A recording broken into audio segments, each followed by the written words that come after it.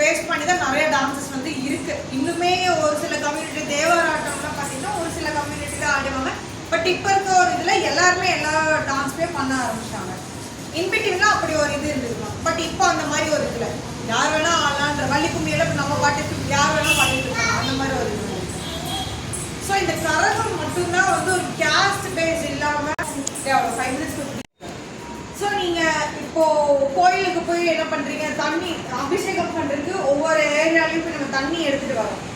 தண்ணி எதுலேருந்து எடுத்துகிட்டு வரோம்? அந்த கலசம் தான். அந்த கலசம் தான் கீழே நாங்கள் அந்த டோபாய் அந்த ஒரு இதாக யூஸ் பண்ணிட்டு இருக்கோம் சொந்தா. அப்படி இருக்கும்போது ஏன் வந்து இது ஒரு ஆபாசமான ஒரு இன்டென்ஷனில் உங்களுக்கு புரியுதுன்னா அது சாமி. இப்போ கரகன்றது ஒரு லேடியை தான் நம்ம வழிபாடுறோம். புரியுதுண்ணா? அதை அலங்கரிக்கிறதும் சரி. மேலே வந்து நம்ம ஏன் கிளி வச்சிருக்கோம்னா அது எங்கிருந்து ஸ்டார்ட் ஆயிருக்குன்னா மதுரையிலேருந்து. மதுரை மீனாட்சி அம்மன் கோயிலில் மட்டும்தான் அந்த அம்மன் கையில் மட்டும்தான் அந்த கிளி இருக்கும். ஸோ அதுக்காக நாங்கள் அந்த மேலே கிளி வச்சுருக்கோம். கீழே பார்த்தீங்கன்னா அந்த சொம்பு வந்து இந்த சாமியோட ரிலேட்டடுக்காக மட்டும்தான் நம்ம யூஸ் பண்ணுறோம்.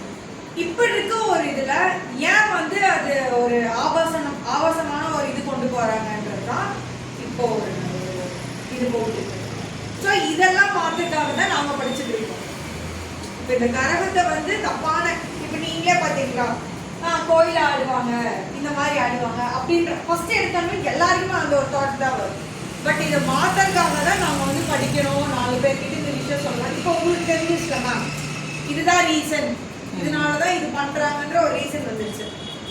இது எப்படி வந்ததுன்னா முன்னாடி பஸ் வசதி இருக்காது, எந்த ஒரு இனிஷியல் ஸ்டேஜில் எந்த ஒரு வசதியுமே இருக்காது.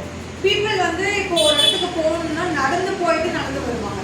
அப்படி இருந்த பீரியட்ல வந்துட்டு இப்போ நம்ம கோயிலுக்கு போய் நம்ம அந்த அபிஷேகம் பண்ணணும்னா போய் தண்ணி எடுக்க போறோம் மேம், தண்ணி எடுக்க போறோமா அந்த கலசத்துல எடுக்க போகும்போது அவங்களோட சோர்வு அது நடக்கும் போது அந்த ஒரு டயர்னஸ் தெரியக்கூடாதுன்ற ரீசனுக்காக தான் அந்த நாதஸ்வரம் தவிலும் அடிக்கிறாங்க.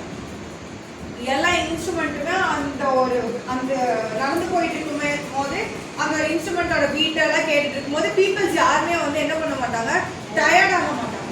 ஸோ இதுலேருந்து தான் இதெல்லாமே உருவாகுச்சு. ஸோ கரகன்றது இப்படி தான் இருக்கும். ஸோ அதில் உங்களுக்கு ஒரு சில பேசிக் ஒரு சில விஷயம்லாம் நான் உங்களுக்கு ஒன்றா சொல்கிறேன். ஓகேவாம்மா? ஓகேம்மா.